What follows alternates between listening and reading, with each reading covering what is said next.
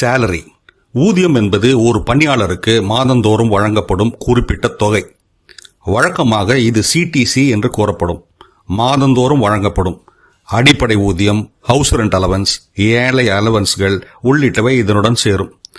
அனுபவம், செய்யும் வேலை, கம்பெனி பாலிசி ஆகியவற்றை சார்ந்து மாறும்.